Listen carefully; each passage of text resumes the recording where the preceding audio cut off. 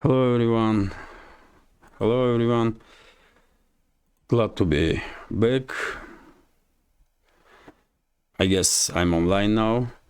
Today is 31st of January still. Now it's 9 o'clock in the evening Moscow time. And this is a new episode of Telegram Reports. 23rd episode already. Yes, I can see I'm online and hopefully there will be no technical issues and sound and video will be all right. Okay. And well, thank you all for your attention, for participating in this stream. If I may, I will make little announcement before I start with the Telegram report program. And announcement is that I decided today to record also this video, Telegram reports, and after live stream I will upload, if my notebook will manage to deal with it, I will upload this video on YouTube, because not all members of our community, and we are one united community, I guess, on Rumble, on YouTube, on Telegram, and because not everyone is subscribed to Rumble, not everyone has account on Rumble and cannot see these updates, they will have opportunity to see this program, Telegram reports, in a recorded way, not in a live stream, but at least later on. So hopefully it will work out. I will monitor reaction of our community today, tomorrow, and if it works, it works. If not, then a live stream always gonna be on Rumble as long as I'm making this program. This is an announcement that I was planning to make. Cougar Litter is writing, can see here. Thank you for your comment, for your attention, and let's begin our program now with the Telegram reports. And well, unsurprisingly,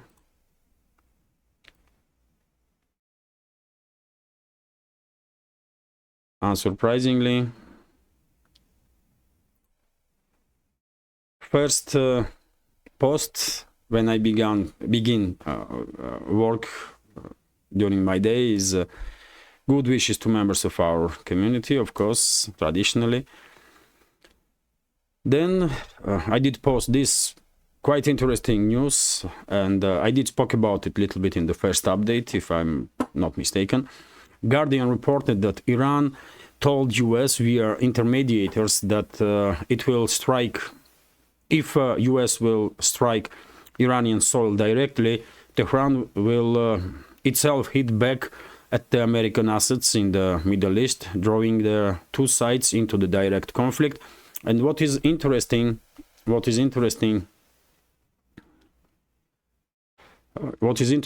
according to some media outlets, US also sent a message to Tehran via intermediaries and basically warn Iran not to retaliate on US retaliatory strike for a recent attack on US base, as a result of which 3 military personnel of US were killed and a few dozen wounded. So interesting exchange of warnings between Washington and Tehran, which may at one hand seem strange, but on other hand this exchange of information between the sides may give us a clue that possibly sides will try at least to avoid direct confrontation, which is good, of course. But overall situation in Middle East is unfortunately deteriorating as time goes by, almost on daily basis. And I did say quite a number of times before that in my understanding, true rulers of the Western world, Western ruling class is definitely planning to provoke regional conflict in the Middle East, to cut off China from oil and gas fields of the region, especially from the Gulf countries. I mean Persian Gulf, of course. Let's continue with some other news, and I will read. I will operate as always. I will read simultaneously chat and react if I see any question. Nick Corral is writing, I was planning to join the army when I got out of high school. If it was not for the vaccine requirements, then the army got woke. The whole thing with Ukraine started. I'm now thankful that I did not. Well, I guess that was a good decision not to join, because times are very strange, and the U.S. armed forces, if we are talking about U.S.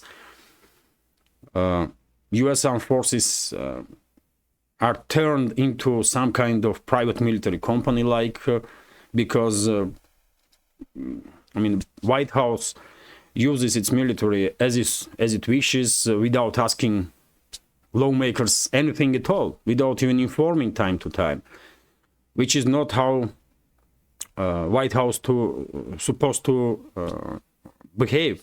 According to U.S. Constitution, I'm not expert in this field, but as far as I know, any military action of U.S. Army have to be negotiated with the Congress, Senate, and the White House have to receive permission.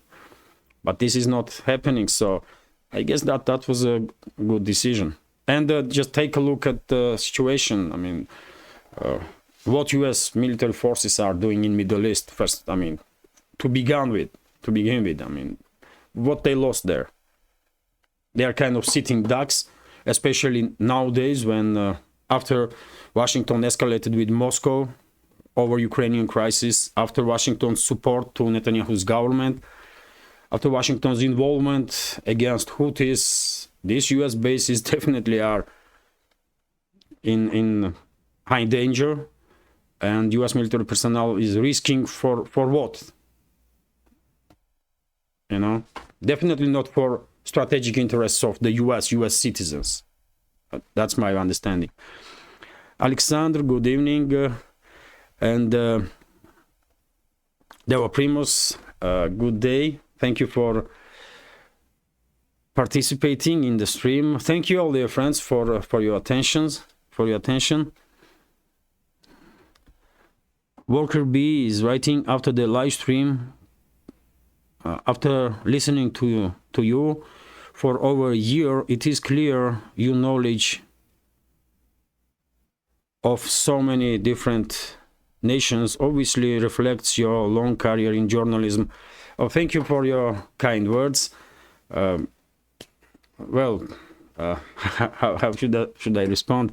I'm trying to learn my life, all my life, since I remember myself. And now I'm constantly trying to learn something new, so that's... And it becomes handy. I mean, at one point you may think, why I might need to know something about neutron stars, for example, or what I have to do with astrophysics. But first of all, it's interesting.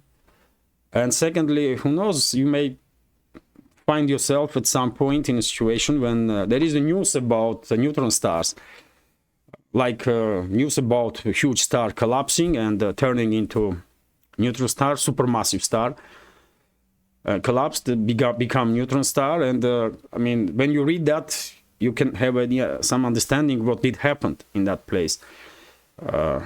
So you never know. So I mean, we have a say here, vek živi, vek učis, which means century live, century learn. So that's what I'm trying to do. I would love to be, you know, I would love to know much more, because there's so much to know, but unfortunately, you know. Timbuktu, good evening. Thank you all once again. And if I may, I will continue. And dear friends, if you have any question, then please write Q before a question in capital letter, and I will notice it easier. And well, let's continue. I did posted then this information from Times. Zelensky forced into U-turn after sacking Ukraine's top general. Commander of the ground forces of the armed forces of Ukraine, General Syrskyi, turned down proposal from Zelensky to become a head of general staff to replace Zaluzhny. Basically, I did report about it also in the first update, and very same was done by Budanov earlier. Although I'm kind of confused, why would ever anybody ask Budanov to become a head of general staff? But well, from Zelensky you can expect anything.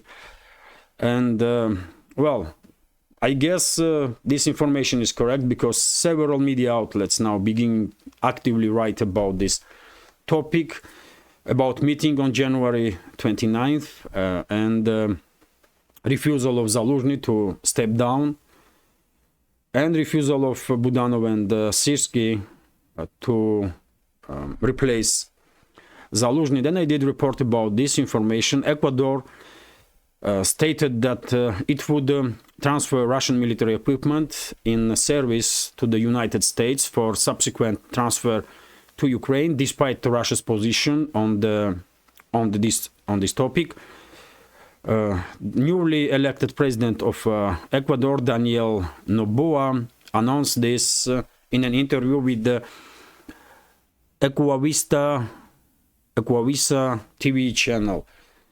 I reported a number of weeks ago that government of Ecuador was considering to transfer its Soviet or Russian produced weapons to United States in exchange of some new military equipment without Russian permission, and Russian ambassador in Ecuador reacted on it, and quite strongly. No country has formally, according to contracts, right to transfer any weapons that they are receiving to the third country without permission of country of origin that these weapons came from. But well, at this point, as we can see, world is changing very rapidly, and blocs are forming, and we can say, I guess, that Ecuador positioned itself in an anti-Russian, anti-BRICS, anti-multipolar bloc by making decision to transfer these weapons to US, while knew perfectly well that these weapons will eventually end up in hands of Kyiv regime, most likely, and will be used against Russia. So there will be some consequences, undoubtedly, for Ecuador, and well, it is what it is. Then I did share this information that question here from Nick Corell: do you think you would be able to interview any Russian soldier who fight or are fighting in Ukraine? Of course I will. I mean, I don't see any issue there. It's just technical stuff. After all, my relatives were participating in special military operation. One of them was wounded. And several months ago, I even spoke about it during one of the updates, that I went to hospital to see my relative. He was wounded in I can't remember exact area. It was Kupiansk direction, if I'm not mistaken. He was in a military intelligence group, scout group, behind enemy lines, and they end up in a close range battle. They come up winning that battle, but several our soldiers were wounded during that combat, including my relative. And he was treated well. He was evacuated. He was treated well, and well, unfortunately, not all the bullets and shrapnels could be taken out of his body. So probably he will have some difficulties for entire his life because of these injuries, and because some elements of shrapnels and bullets are still in the body. It's too dangerous to remove. There are certain situations when you cannot touch those shrapnels, and but I mean he feels okay. He feels okay, and theoretically, of course, I can interview. I don't see any issue there, but it all depends on time, and it would be more productive if whoever I will interview will speak in English. That will be, I mean, better, I guess. Maybe sometime in the future. But right now, because my channel, my project is too small, I mean, here in Russia, no one knows about my project, I guess. I don't have any Russian language projects, just English language, and therefore, I guess I could not be even registered as a journalist in a press service of Defense Ministry to ask them to help me with the interview. And it's all technical. It's all technical stuff. Otherwise, I don't see any issues to interview anybody really.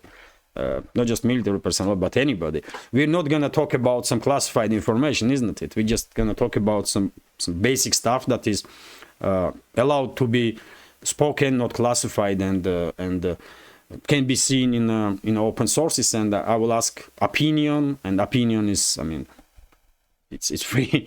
It's your opinion, isn't it? So I don't know. Let's see if this project will develop. And I don't know, man. At this point, I'm barely managing to stay focused on this project. Today I was speaking to my wife that I have to start looking for a job to have some stable income, because, you know.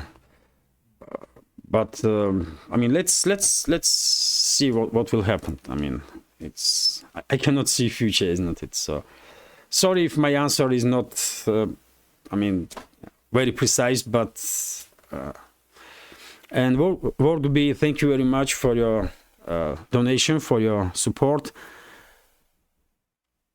With that, I wanted to point out an important detail from yesterday. Scott Ritter said at the beginning of the SMO, the AFU had 700,000 soldiers under arms, not a lower number. Russia had 250,000. Well, yes, unfortunately, I did not watch Scott Ritter's that interview, but when the Russian side began special military operation, as far as I know, number of Russian forces were maybe even a little lower than 250K. But yet again, exact number probably available for just general staff and several people in Russia. But yes, I mean, even this information once again confirms that initial plans of Moscow was to basically conduct rapid advance on Kiev-controlled territory, and then basically force Zelensky to begin negotiating, force Western ruling class to stay away, to back off. But unfortunately, it did not work out as a result of involvement of US and UK mainly. But on initial stages, I mean, Russian side was quite effective, isn't it? Because negotiations began in March, April, and some initial agreements even was reached between the sides. And that's why Russian forces had just this small number when they were starting military operation, because I mean, plan A was to rapidly advance, as I understand, and basically put Kiev regime under pressure to begin negotiating. And the Russian side was, according to, by the way, David Arachamia, who is high-ranking official in Ukraine, one of the leader of Zelensky's party, he said himself, isn't it, that Russia was demanding, I mean, very basic neutrality from Ukraine, protection of Russian speaker citizens of Ukraine, and protection of Russian language. And there was some discussions about what type of army Ukraine should have so that Russia will not see Ukraine as a threat for itself. Neutral Ukraine. That was basics, isn't it? I mean, basic demands from Russian side, but we all know what happened then, isn't it? Boris Johnson went to Kiev. Some reports are suggesting that head of CIA went to Kiev, head of Pentagon, high-ranking officials from State Department, and well, eventually Zelensky refused to continue negotiations and sign anything at all. So, thank you once again, Worker B, for support and for your information, for sharing.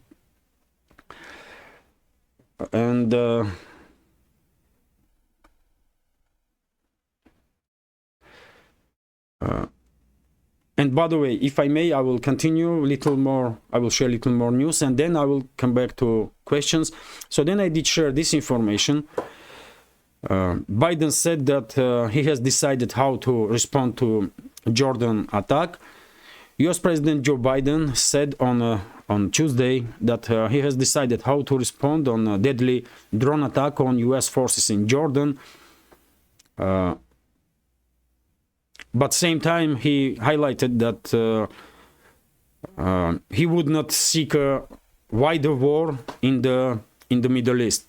So, and things are adding up, isn't it? Biden stated that he is not looking for a wider war. There are some media reports that U.S. communicate through third parties with Tehran, and Tehran also communicated with U.S. same way, and they did exchange opinions. Where are those red lines that sides should not cross? And well, one may hope that Washington and Tehran understood each other well enough so that there will be no further escalation. Of course, U.S. will respond. No doubt about that. There may be some strikes on militia forces in Syria or Iraq, maybe in both countries. But if U.S. will conduct strikes on Iranian Navy, as was reported by some media outlets, or Iran soil, then of course that will be a very different situation and things may escalate very quickly. Then I did share links from my first update, from links from my YouTube channel, from my Rumble channel. And well, this is make sound a little less, and just look at this, by the way. This is airstrikes on Ukrainian positions. For reference, we have buildings there, like 7-10 floor buildings, and just look at the scale of explosions. Maybe this was a FAB 1500 or something like that. And this is right bank of the Dnieper River. Right bank of the Dnieper River in Kherson sector of the front line. Because Kiev regime is continuing to send more and more troops towards Krinky, towards the left bank. Of course, concentration of Ukrainian units on the right bank of the Dnieper River, therefore, are quite high. And whenever Russian military intelligence notices that kind of concentrations, then air support is called in, and that's the result of it. That's consequences. And then I did share this information. Ukraine's armed forces can no longer effectively use HIMARS missiles or any other homing missiles due to Russian electronic warfare system, according to Business Insider. As journalists have pointed out, improvements in Russia's electronic warfare capabilities have reduced the effectiveness of modern GPS guided munitions such as HIMARS missiles or Excalibur rounds. I guess same can be said about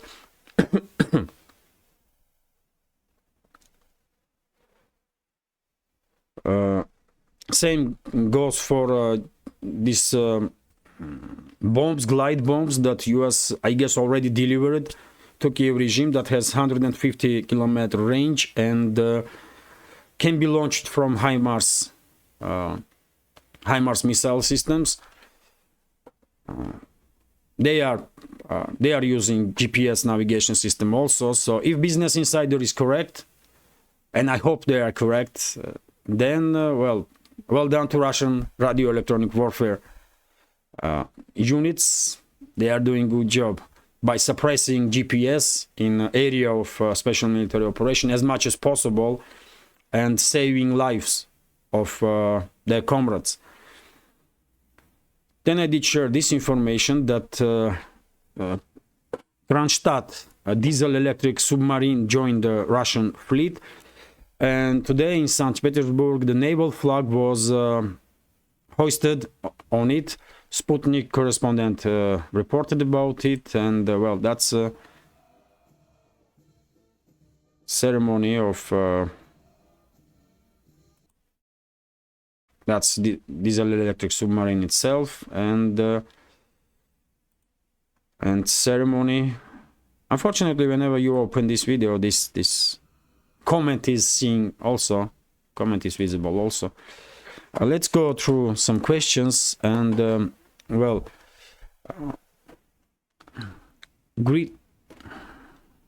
just a sec. Don't disagree that Zelensky might get pushed out, but do you think he'll fight fiercely to stay in power? He seems to be getting his claws in deeper.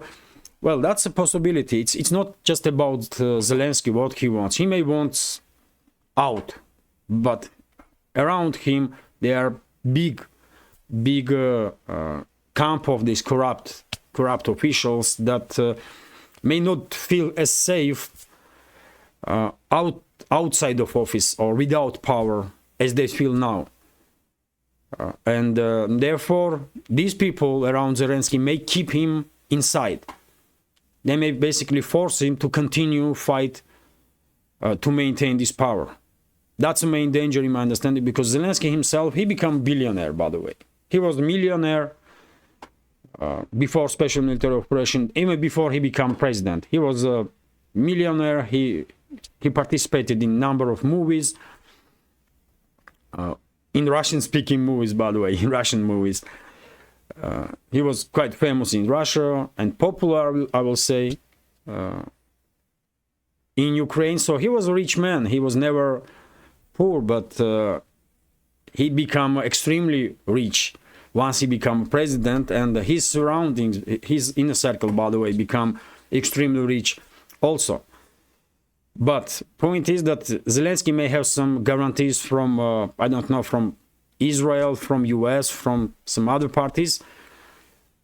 And I don't think same guarantees will have his associates. And that's why I think there is a danger that in a crucial moment, when Zelensky, when best decision for Zelensky will be to flee Ukraine, he may stuck with his people in Kiev, and well, in that case, he will pay very heavy price for that, because things may escalate between these camps, Zaluzhny's camp, Zelensky's camp, Budanov's camp, very quickly and become very deadly.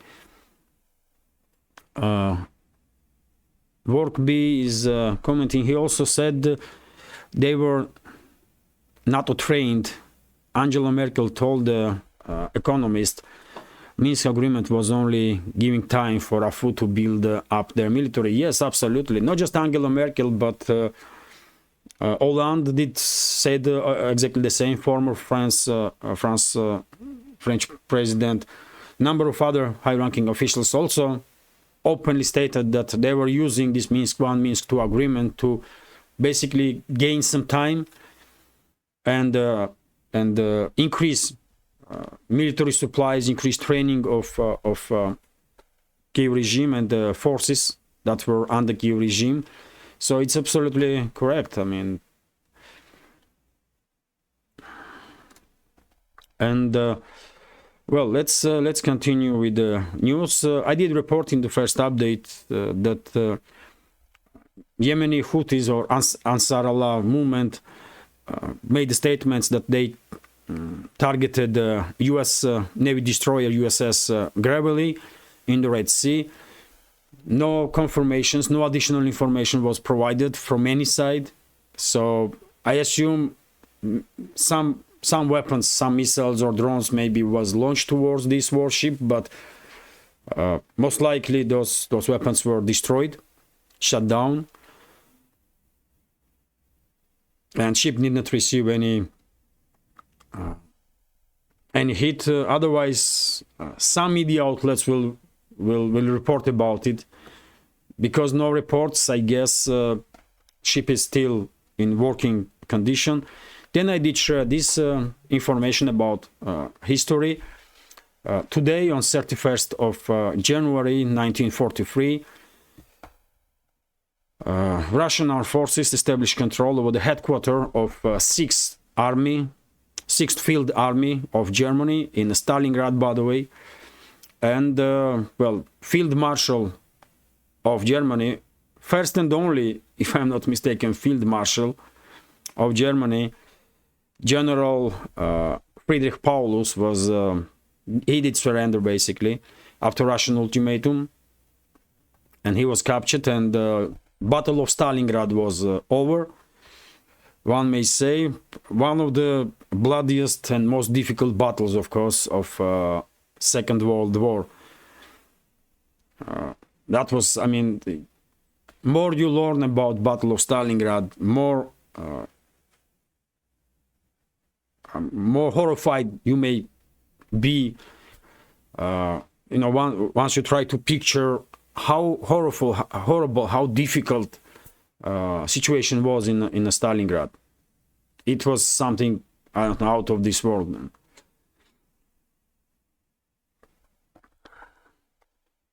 That's why does this battle become legendary, like, and one of the decisive battles for Second World War, Stalingrad, and of course Kursk battle. After Kursk, I guess majority of military professionals knew that German armed forces were done, that this Third Reich was done. Basically, it was only a matter of time. And also Operation Bagration, by the way, of course, under leadership of Rokossovsky. That was a great operation also. Then I did share this information that the examination confirmed that Il-76 near Belgorod was shot down by Western-made air defense missile. Emergency services told RIA Novosti, and later on today, President of Russian Federation did spoke about this topic, and Putin said that there is factual evidence that Il-76 was shut down, and Patriot air defense system was used to conduct this war crime, was used by Kiev regime, of course. And Putin also said that Russian side wants international investigation to be conducted, and whoever is guilty to be punished, of course, because this plane was carrying POWs, exchange to take place, exchange of POWs. And the Ukrainian side knew about it. Ukrainian side knew about it, and they still targeted this plane. And Putin was asked why they did it, if they knew it, and he just don't know. I mean, I was asked also why they shut down this plane, especially if they knew that there were military personnel on the board. And of course they knew, because exchanges were happening regularly, and usually sides are informing each other from which direction and how POWs will be transported, so that there will be a humanitarian corridor, and no one side will open fire in these areas because of the high concentration of militaries. So therefore there was a mechanism in the place, and the Kiev regime knew about this plane and about second plane, by the way, that was directed into safer area once this first Il-76 was shut down. Otherwise, that second plane will most likely will be shut down also, because this is transport planes. They cannot maneuver themselves out of missile. They cannot outrun missile. They can do nothing in this regard. And well, simplest explanation is that there is a break of communication between Ukrainian state institutions, and that's why I think this plane was shut down. Then I did report about this information that U.S. Undersecretary of State for Political Affairs Victoria Nuland arrived in Kiev.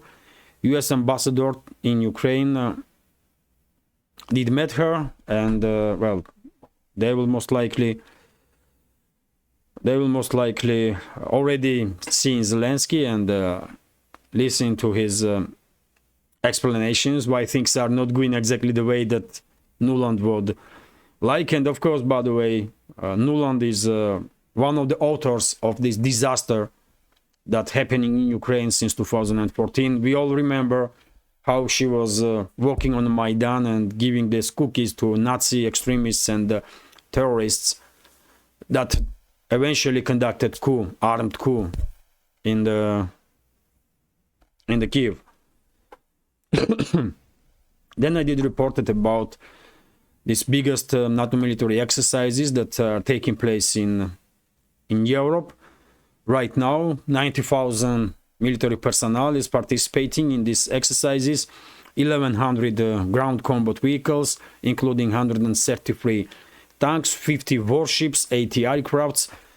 All countries, all NATO member states are participating, and this is, as I mentioned quite a number of times before, I'm 100% sure I'm 100% sure this is preparation of NATO for rapid deployment of its forces into Western Ukraine once full-scale disintegration of this failed state begins. That's what is happening. I said it many times, and well, I guess that's a correct reading of the situation. Time will tell, of course. And well, questions. Sorry, dear friends, if I missed any question. I have to report about news also. Otherwise, this update will be, I don't know, 2-3 hours long. And the questions. Work B is writing. Putin said, you see, you can't trust these people. If you mean Kiev regime, you cannot trust them, of course, and you cannot trust, if you mean Merkel and other high-ranking officials of the West, you cannot trust them either. And that's why Moscow is in quite a situation now, because, I mean, who they gonna trust? At some point, negotiations definitely will take place between Moscow, Washington, London, Brussels, Berlin, Paris, Warsaw, some other capitals, and I guess Kremlin and Russian top officials will find it extremely difficult to believe anything that comes out of mouth of these Western high-ranking officials, because how are you going to believe them? How are we going to trust any agreement that they will sign? I don't know. A total breakdown of trust between the sides. And it's dangerous. It's definitely dangerous. But that's the reality that we are living in. Then I did share this video, destruction of Ukrainian tank by Lancet drone. Lancets are quite extensively used against these heavily armed vehicles also, like tanks. Although this is not primary task for Lancet drones, but they proved that they are quite capable of destroying tanks also. They did destroy Leopard 2s, by the way. and they are destroying Soviet era T-62s and T-72s also, as easily as they were destroying Leopard 2s. Then I did share this information that Russian Defense Minister Sergei Shoigu held negotiations via video link with the Chinese Defense Minister Dong Hun, and probably you did notice that initially when I saw this information, I could not believe that Dong Hun, this Chinese new defense minister, made such strong statements, but then several channels report about it, so most likely he did. So he assured Russian side of Chinese support, and he said that China is standing next to Russia in terms of Ukrainian crisis. I never heard anything like that before from any high-ranking Chinese officials. So I'm still in kind of disbelief. I need some more evidence that Chinese defense minister really said that, because Beijing usually, is quite cautious when it comes to statements about any topic really, but especially Ukraine, not to position itself as a party in the conflict or on openly Russian side in this conflict. Although of course China is supports Russia directly, indirectly, that's different topic, but China does support Russia. So, well, very strong statements, and let's see if I see some additional confirmations. I will definitely share more information about it. And, well, yet again, I did share information that Il-76, TASS news agency also reported that Il-76 was shut down by Patriot air defense systems. Initially, information became available that expertise and once these black boxes of the planes were discovered, and then experts did listen and monitor conversation of the pilots and what was happening in the plane. Of course, they straight away realized that plane was hit by something, and then later on information became available that it was Patriot missile system. Most likely some fragments of Patriot have been found, and it's easy now to prove these statements. Otherwise, I don't think Putin will say anything about it. Then I did share this information that former Pakistani Prime Minister Imran Khan sentenced to 14 years in prison for corruption. This is second sentence, by the way. Some may get confused because yesterday I also reported, and everybody, I guess, reported that Imran Khan got 10-year prison sentence for disclosing classified information. And today he got second sentence, this time for corruption.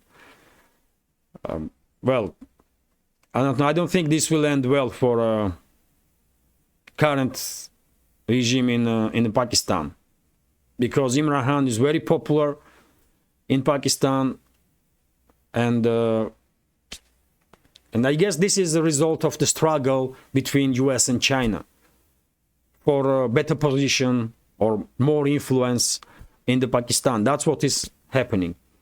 Imran Khan was open for work with China, with Russia, with everybody. When current government, which is military regime really, is more leaning towards US, and that's a result that they are, taking down political opponents with these charges. I don't trust Pakistani court decisions 100%.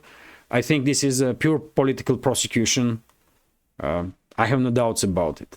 Absolutely. Then I did share information about progress of Russian special military operation during the previous day. Am I miss any question?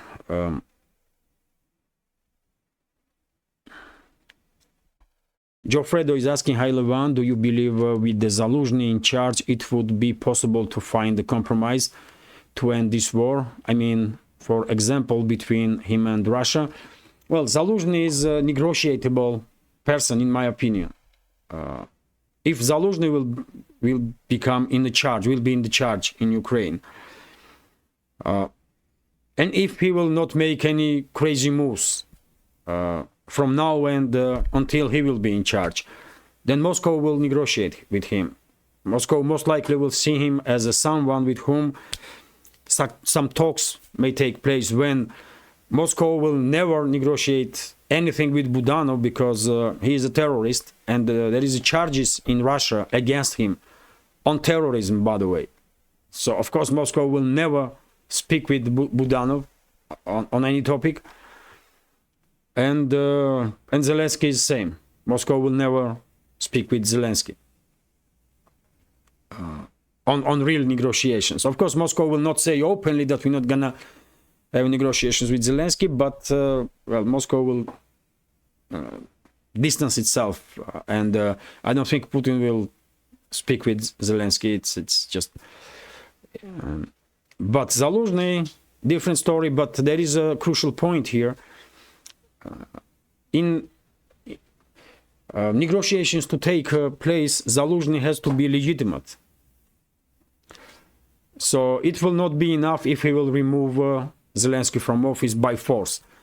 He have to be legitimate leader to conduct negotiations, because otherwise whatever agreement will be reached by Moscow and Kiev, for example, will be classified by the Western ruling elites at any time in the future as illegal agreement. Therefore, it's very important, I believe, for Moscow that whoever will conduct negotiations from Ukrainian side, if there will be any, that person have to be legitimate. So all legal procedures have to be secure before negotiations will take place. This is very important for Russian side, I believe. So that's a question, and it may happen easily, by the way. Zaluzhny may take out Zelensky tomorrow. Then presidential elections may take place. He will win, and he is legitimate president. That's it. And I remind you, dear friends, that towards end of March, martial law is expiring in Ukraine, and Zelensky is becoming basically illegitimate. If he would not be able to prolong martial law by legal means, then he will lose legitimacy. Presidential elections have to be held in that case. So let's see how will things develop from now and towards end of March. Then I did share, Geoffredo is asking, in Stalingrad, yes, of course, 6th Army and Paulus, they were involved in Stalingrad battle, of course. And well, I did share latest report of Russian Defense Ministry on progress of special military operation during the previous 24 hours. I will just read some key points. So, according to Defense Ministry, Russian Defense Ministry, as a result of clashes between Russian and Ukrainian forces, Ukrainian side Kyiv regime lost about 80 troops on 80 military personnel on Kupiansk direction, 1 tank, 3 motor vehicles, 1 UK manufactured AS-90 self-prepared artillery system, and 1 US-made M777 howitzer. In Krasny Liman direction, as a result of clashes between the sides, Ukrainian armed forces lost up to 280 military personnel. Yet again, it's quite a number of days now that number of casualties on Kupiansk and on Krasny Liman directions are very high compared to, let's say, previous number of weeks. So on Kupiansk, on Krasny Liman direction, Ukrainian forces lost about 280 military personnel, 2 armored fighting vehicles, and 7 motor vehicles. In Donetsk direction, Ukrainian armed forces lost 310 military personnel, 1 tank, 3 armored fighting vehicle, 10 motor vehicles, and 1 Gvozdika self-prepared artillery systems. In South Donetsk direction, Ukrainian armed forces lost 115 military personnel, 2 armored fighting vehicle, and 2 motor vehicle, also high level of clashes on South Donetsk sector, although of course Donetsk sector is most active, because that's what usually happens. They are rarely days when Ukrainian armed forces losing more military personnel on Krasny Liman sector, like yesterday or day before yesterday. But usually it's Donetsk sector, which is most difficult for all sides, I would say, especially for Ukrainian side. I did said about South Donetsk sector. Next is Zaporozhye, as a result of clashes between the sides in Zaporozhye sector, where main hotspot is, of course, Orekhov bridgehead. Ukrainian armed forces lost 80 military personnel, 1 tank, 3 armored fighting vehicles, 2 motor vehicles, and 1 D-30 howitzer. Also increase in number of casualties on Ukrainian side in Zaporozhye sector of the front line, which may be indicator that things are heating up in this sector, and maybe before end of this week we will see beginning of the battle for Rabotina, or maybe Ukrainian forces will just withdraw without fight from that settlement, because it's really undefendable. I mean, they may try, but... And next is Kherson direction, of course, and according to Russian Defense Ministry, in Kherson direction, Ukrainian armed forces lost about 30 military personnel, 5 motor vehicles, and 1 ammunition depot of rocket artillery weapons. And by the way, especially on Kherson direction, Russian Defense Ministry, on all directions, but especially on Kherson direction, Russian Defense Ministry is quite conservative in its estimates, because Russian Defense Ministry is informing about confirmed destruction of manpower on or military equipment, confirmed with the objective means of observation like drones, eyewitnesses, and so on.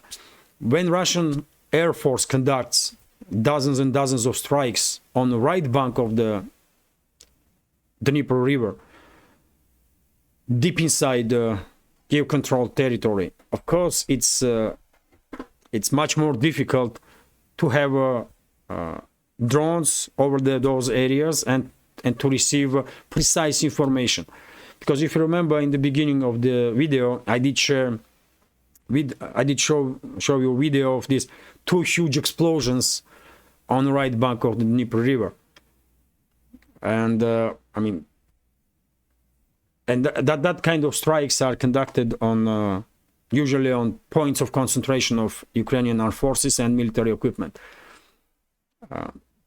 Can you imagine number of casualties on part of Ukrainian forces in this area, in that area?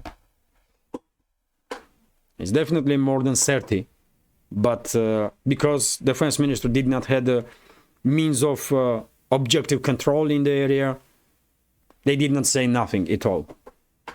That's how it works. And that's why I'm always mentioning that estimations of Russian Defense Ministry is very conservative. Very conservative. Then I did share, by the way, this video on my second channels. Many of you probably know that I have second channels on YouTube and Rumble, From Russia with Levan. And today I did share a short video. It's about 15-16 minutes long video, 17. I did share a short video, about Moscow streets, from some shopping malls in central part of Moscow, how it was decorated during the New Year celebrations. And I made this video for Patreon. I did share this video, maybe longer version, on Patreon. And today my wife told me, share this video with community on YouTube and Rumble also, why not? And yes, I mean, quite a number of times Patreon members of our Patreon community did tell me that, once you make exclusive content for us, for Patreon subscribers, after a week or two, share this video with the rest of the community. And I had such a permission, and well, maybe you will find it interesting. It's I did share links on my Telegram channel, sorry, but you can see those videos on both channels on YouTube and Rumble. Also, then I did share information about statements of Foreign Minister of India, legendary Foreign Minister of India, I will say, Shakramaniam Jaishankar, and well, let's read several sentences here. India should welcome competition and have more confidence in the face of growing Chinese influence in the South Asia. External Affairs Minister Subramaniam Jaishankar stated on Tuesday, that's Foreign Minister of India, while acknowledging Beijing's weight in the region as a global superpower, the diplomat emphasized that New Delhi should not be afraid of competitive politics and should outdo its powerful neighbor when engaged with countries in its neighborhood to address political, economic, and other matters. Quite understandable statement. Geopolitics is a competitive area. Both countries are economical powerhouses, of course, and extremely important countries, not just for a region, not just for South Asia or global South, but for entire world. And therefore, yes, of course, it's important, New Delhi and Beijing, to be in, if not extremely friendly, then at least in good working relationships. After all, both countries are part of BRICS, and I mean, this is also very important for entire world, exactly because both countries are immensely important for many reasons. Then I did share this video about Russian strikes on Ukrainian positions on one of the sectors of the front line, and as you can see, I believe Geran drones were used to conduct these strikes. At least it looks like it. Whatever it was very powerful because explosions are huge. Most likely they were drones.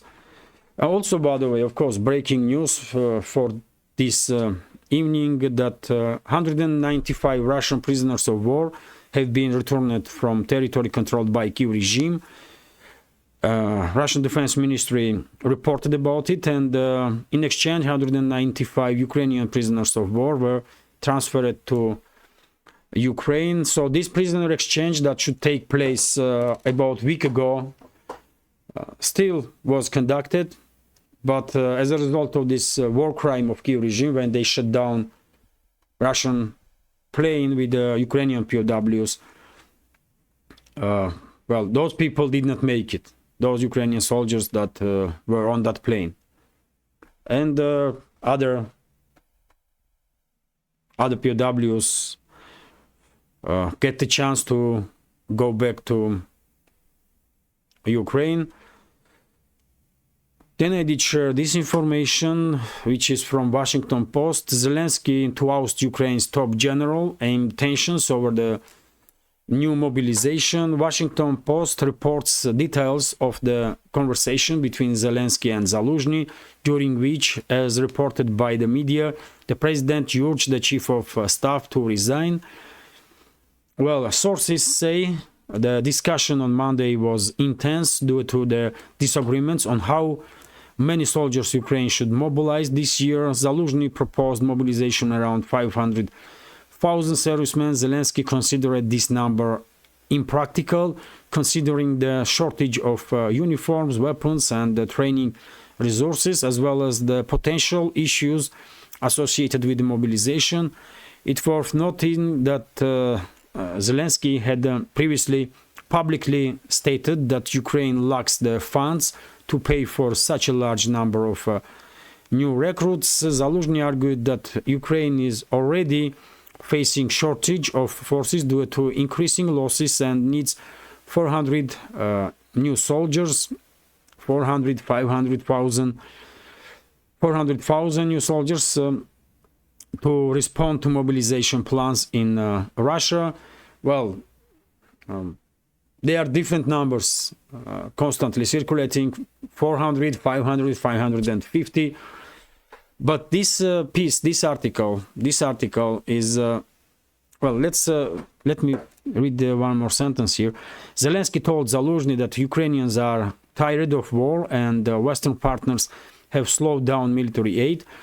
So perhaps a new commander will revitalize the situation. According to Washington Post, the chief of staff and his team will still be dismissed. However, other Western media reported that Zelensky postponed this decision due to information leaks and the negative reaction from the Western partners. As I reported in my first update, if I'm remembering correctly, or in second update, once after this conversation that took place on 29th of January, once Zaluzhny went to his office, according to other media outlets, he said to his associates that he was dismissed.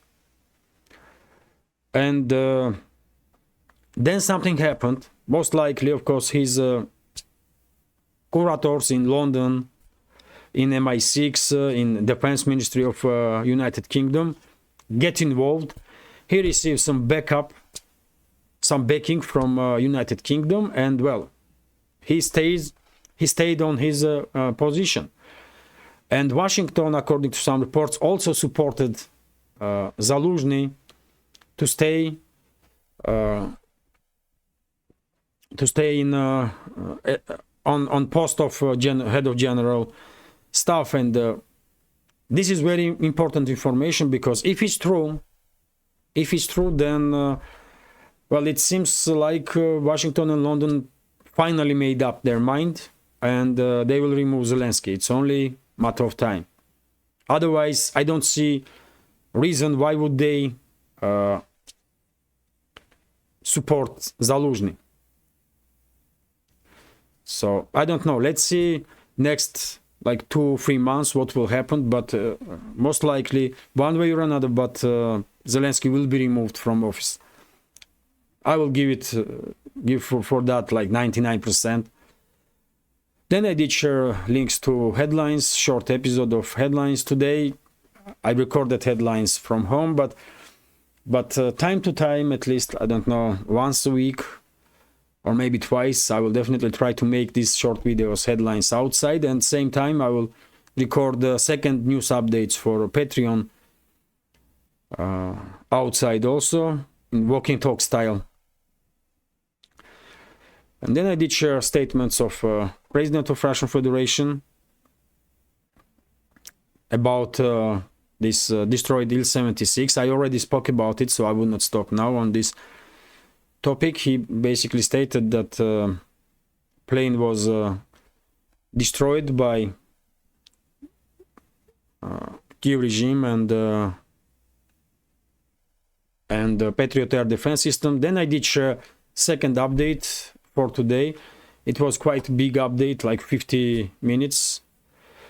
Plenty of news today, plenty of interesting news, and well, I did share link to my Patreon.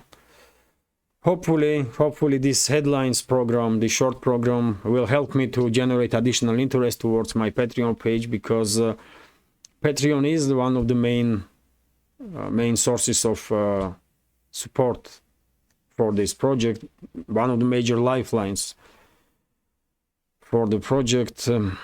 Then I did share information that US troops told to prepare for war in Gaza, according to media reports. Very strange information, I will say. US Air Force personnel in Iraq have been ordered to remain on standby in case of ongoing US involvement, on ground US involvement in the Israeli-Hamas war. The Intercept reported on Tuesday, citing Pentagon memo. Well, I did not expect that, and I still don't expect.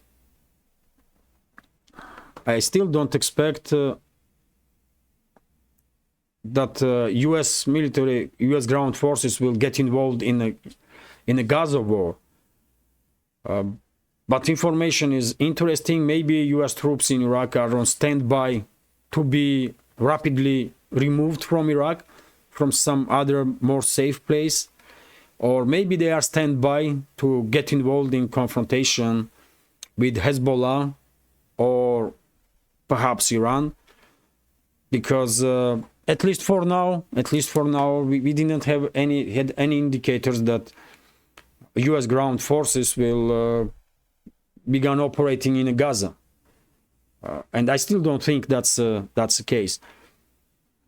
So most likely, Intercept was somewhat misinformed by this Pentagon memo.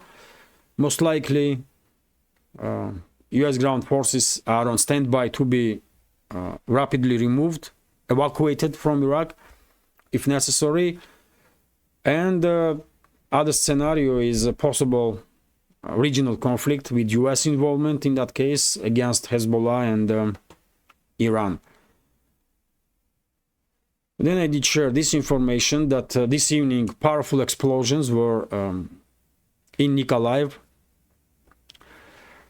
which is controlled by Kiev regime. One of the airfields were targeted by Russian forces, and after that information I did report that this afternoon about 5 o'clock, Russian air defense system shot down 17 Ukrainian missiles over the Black Sea and 3 other missiles over the Crimean Peninsula, according to Russian Defense Ministry's report. And most likely these strikes in Nikolaev was a response on these Ukrainian missile launches. I did see some reports that all the missiles that were launched by Kiev regime this afternoon were air-launched missiles, which means they were Scalp missiles, French Scalp cruise missiles, or British Storm Shadow cruise missiles, maybe both. And therefore, once Ukrainian planes launch that many missiles, I mean 20 combined, I mean it's too much. As I understand, one Su-24 can carry about 2 missiles. MiG-29 also can carry 2 this type of missiles. So if all 20 missiles were air-launched, I guess some 10 Ukrainian planes were participating in this large-scale failed assault on Crimea. And, well, maybe they were trying to use this airfield in Nikolaev as a jump airfield to refuel and then go back to somewhere in the western Ukraine where they are hiding. Maybe that's what happened. Maybe not. But well, information itself is important, of course. There was no report that any of the Ukrainian missiles get through the Russian air defense systems. Tomorrow we will probably learn some more about this situation. But well, I find it difficult to wrap my head around the idea that Kiev regime was able to conduct such a strike. Yet again, if all 20 missiles were air launched with almost 10 planes without being detected and then destroyed. Well, I don't know. Let's wait what additional information will be available. And then I share this video. By the way, here you can see Mi-24 Russian attack helicopter gunship and Ki-52 helicopter gunships. They are conducting strikes on military positions of Ukrainian armed forces. And I share this video because probably many of you did see this type of strikes when helicopters are raising their nose and launching missiles. This is unguided missiles usually, and many may think how they can conduct a precise strike with this type of launch. They definitely can, and you can see now results of those strikes. That's it, by the way. Quite precise strike in direction of this defense line, I guess. So it is quite effective way to conduct missile launches without entering into area where Ukrainian military personnel can use manpads. And as we all know, NATO member states delivered to Kiev at this point probably thousands of manpads, and who knows how many of them have been sold on the black market and are missing now. Dozens of them, if not hundreds of them, most likely. And well, let's go through chat now. This is it, by the way, when it comes to Telegram reports. Last post for today's announcement of live stream. And let's go through some questions. If I see Geoffredo is commenting, perhaps they thought that was A-50. Maybe, I mean, anything is possible, but they were informed about corridor, about humanitarian corridor. They were informed that the Russian side will transport POWs on the planes in the Belgorod. And, I mean, I don't know. I mean, anything is possible. A-50 basically is a modernized Il-76 plane. It's based on Il-76. But I don't know. I mean, I don't think A-50s are operating from Belgorod region. First of all, it's too close to the front line. Why would they operate from there when they can fly from any other airfield from deep inside Russian territory? Belgorod area is too risky, so I don't think they were thinking that it's A-50, but yet again, who knows? I mean, anything is possible. Most likely, in my opinion, there is some breakdown in communication between different branches of Ukrainian state institutions and inside the state institutions also, and that's why this happened. Nicorel is asking, how do you think Israel should taken out Hamas instead of doing what they are doing now? Well, in my opinion, Israel is a rich enough country with strong enough secret services, special forces to be able to conduct special operations, to be able to conduct special ops. They are, I mean, profis, they are professionals. They can do it. And if they were conducting special ops by precise targeting of terrorists, then I don't think world will be in this outraged by Israeli actions. But because Netanyahu's government chose different path, this carpet bombing and destruction of total destruction of everything on the ground, of course everybody began thinking that, you know what, this is not really about Hamas, this is about expelling Palestinians from Gaza Strip. If you remember, I was saying this from very first day once this happened, and when I see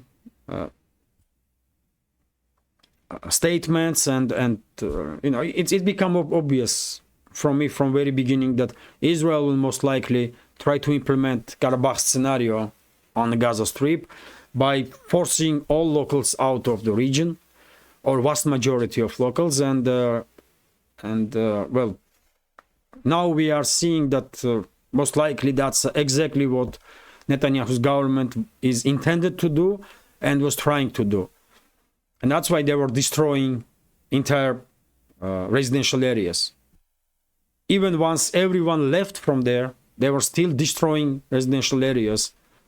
For what? I mean, why you are destroying these residential areas if you're planning to allow locals, peaceful people, to return to their homes?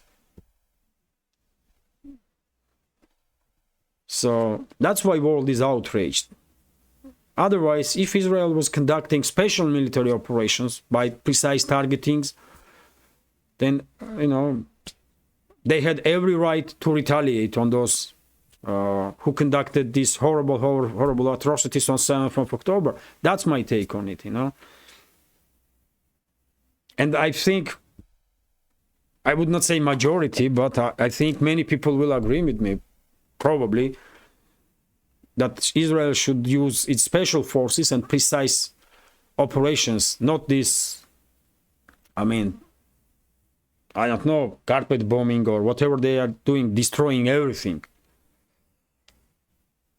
Because, I mean, it's not okay, in my opinion.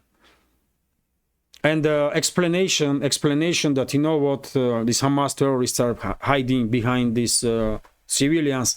This is not working, because if terrorists take, I don't know, enter bank and take hostages, you're not gonna destroy entire building, isn't it? With everybody, you're gonna try to negotiate, gain some time, and then conduct some special operation to neutralize terrorists and save as many lives as possible. That's how things should be done.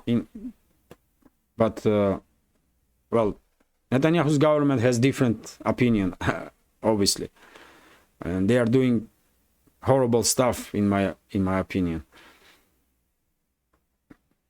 No one is disputing right of Israel to self-defense. It's not about that. It's about dignity and humanity.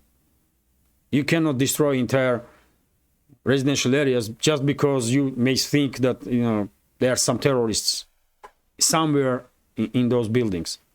I mean, this is crazy, though. But whatever the case, I guess there will be discussion on this topic forever.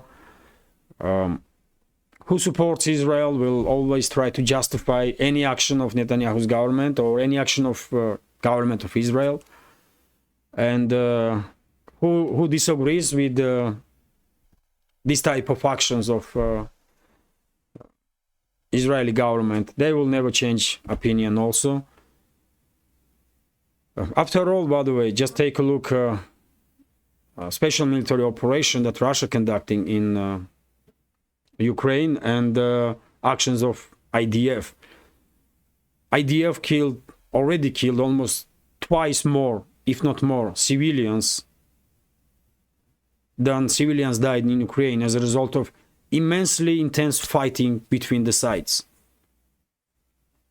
So you can clearly see here difference when one side, in case of special military operation, Russian side is trying as much as possible to minimize collateral damage, and this conflict, special military operation, is ongoing for like more than 2 years now. And you have clear example when another side, Israeli IDF, don't really cares about collateral damage at all and levels everything on its path, which is wrong in my opinion. But yet again, people gonna constantly discuss this topic and agree and disagree with each other. And dear friends, if I may, I will end this update now. Sorry if I miss any questions, but I guess this episode of Telegram Reports is already too